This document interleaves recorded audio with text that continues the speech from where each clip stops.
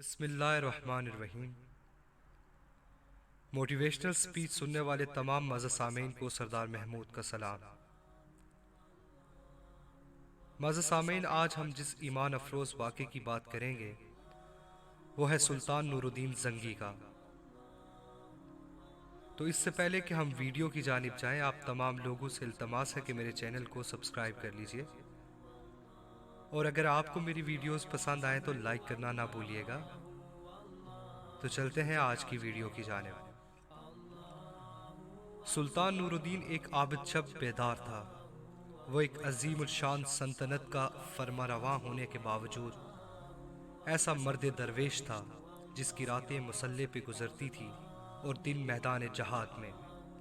وہ عظمت و کردار کا ایک عظیم پیکر تھا جس نے اپنی نوک شمشیر سے تاریخ اسلام کا ایک روشن باب لکھا۔ سلطان نور الدین زنگی رات کا بیشتر حصہ عبادات اور مناجات میں گزارتا تھا۔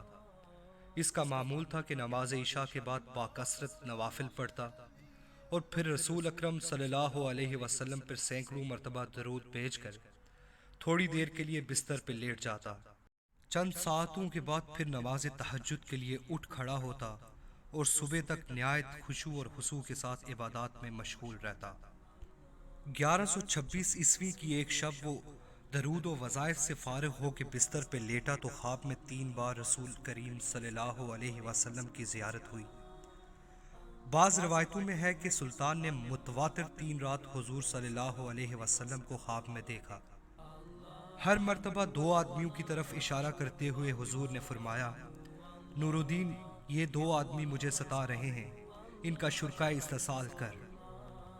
نور الدین یہ خواب دیکھ کے سخت مضطرب ہوا، بار بار استغفار پڑھتا اور رو رو کے کہتا، میرے آقا و مولا کو میرے جیتے جی کون ستائے، یہ نہیں ہو سکتا، میری جان و مال، آل و اولاد سب آقائے مدنی پہ نثار ہے۔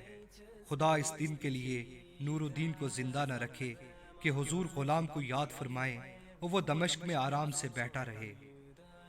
سلطان نور الدین بے چین ہو گیا اور اسے یقین ہو گیا کہ مدینہ میں ضرور کوئی ایسا ناگزیر واقعہ ہوا ہے جس سے سرور کونین کی روح اقدس کو تکلیف پہنچی ہے۔ خواب سے بیدار ہوتے ہی اس نے 20 اعیان دولت کو ساتھ لیا اور بہت سا خزانہ گھوڑوں پہ لدوا کے مدینہ کی طرف روانہ ہو گیا۔ اہل دمشق سلطان کا یکا یک عازم سفر ہونے سے بہت حیران ہوئے، لیکن کسی کو معلوم نہ تھا کہ اصل بات کیا ہے۔ دمشق سے مدینہ پہنچنے میں عام طور پہ 20-25 دن لگتے تھے، لیکن سلطان نے یہ فاصلہ تیز رفتاری کے ساتھ طے کیا اور 16ویں دن مدینہ جا پہنچا۔ اہل مدینہ اس کی اچانک آمد پہ حیران رہ گئے۔ سلطان نے آتے ہی شہر میں آنے جانے کے دروازے بند کرا دیے، پھر منادی کرائی کہ آج تمام اہل مدینہ اس کے ساتھ کھانا کھائے۔ تمام اہل مدینہ نے نہایت خوشی سے سلطان کی دعوت قبول کی۔ اس طرح مدینہ کے تمام لوگ سلطان کی نظر سے گزر گئے، لیکن ان میں وہ آدمی نہیں تھے جن کی شکلیں اسے خواب میں دکھائی گئی تھی۔ سلطان نے اکابر شہر سے پوچھا، کوئی ایسا شخص تو باقی نہیں رہا جو کسی وجہ سے دعوت میں شریک نہ ہو سکا؟ انہوں نے عرض کیا کہ اہل مدینہ میں تو کوئی شخص نہیں رہا جو دعوت میں شریک نہ ہوا ہو، البتہ 2 خدا رسیدہ مغربی جو مدت سے یہاں مقیم ہیں نہیں آئے۔ یہ دونوں بزرگ عبادت میں مشغول رہتے ہیں، اگر کچھ وقت بچتا ہے تو جنت البقیع میں لوگوں کو پانی پلاتے ہیں، اس کے سوا کسی سے ملتے ملاتے نہیں۔ سلطان نے حکم دیا، ان دونوں کو بھی ضرور یہاں لاؤ۔ جب وہ دونوں سلطان کے سامنے حاضر کیے گئے تو اس نے ایک نظر میں پہچان لیا، یہ وہی 2 آدمی ہیں جو اسے خواب میں دکھائے گئے تھے۔ انہیں دیکھ کر سلطان کا خون کھول اٹھا، لیکن تحقیق حال ضروری تھا کیونکہ ان کا لباس زائدانہ اور شکل و صورت مومنوں کی تھی۔ سلطان نے ان دونوں سے پوچھا کہ تم دونوں یہاں کہاں رہتے ہو؟ انہوں نے بتایا کہ روضہ اقدس کے قریب ایک مکان کرائے پر لے رکھا ہے اور اسی میں ہر وقت ذکر الہی میں مشغول رہتے ہیں۔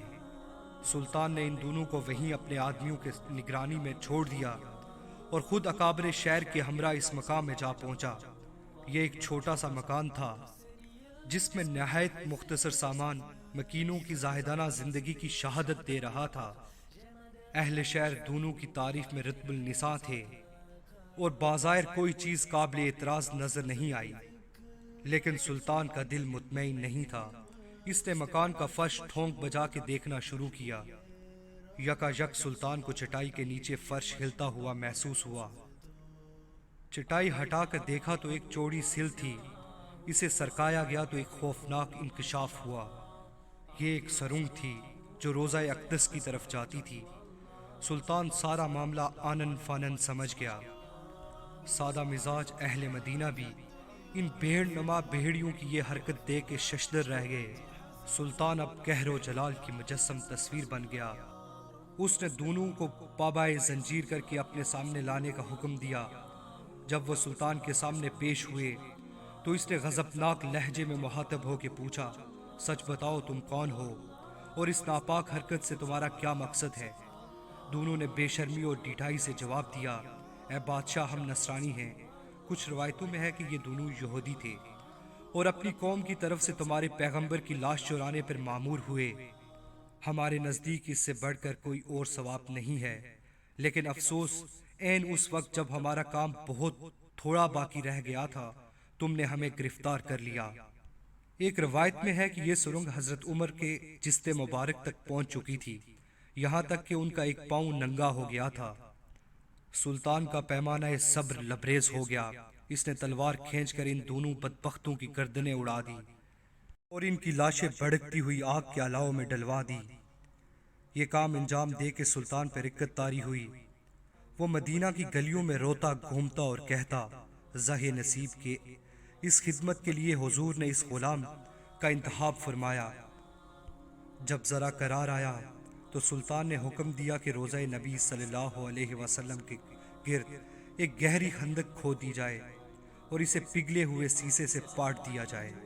سلطان کی حکم کی تعمیل میں روضہ اطہر کے چاروں طرف اتنی گہری خندق کھود دی گئی کہ زمین سے پانی نکل آیا اور اس کے بعد اس میں سیسا بھر دیا گیا تاکہ زمانے کی دسترس سے ہر طرح محفوظ رہے۔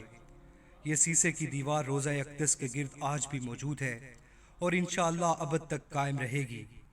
آج بھی اہل مدینہ سلطان نور الدین کا نام محبت اور احترام سے لیتے ہیں اور ان کا شمار ان نفوس قدسی میں کرتے ہیں جن پر سید البشر نے خود اعتماد کا اظہار فرمایا اور ان کے محب رسول ہونے کی تصدیق فرمائی۔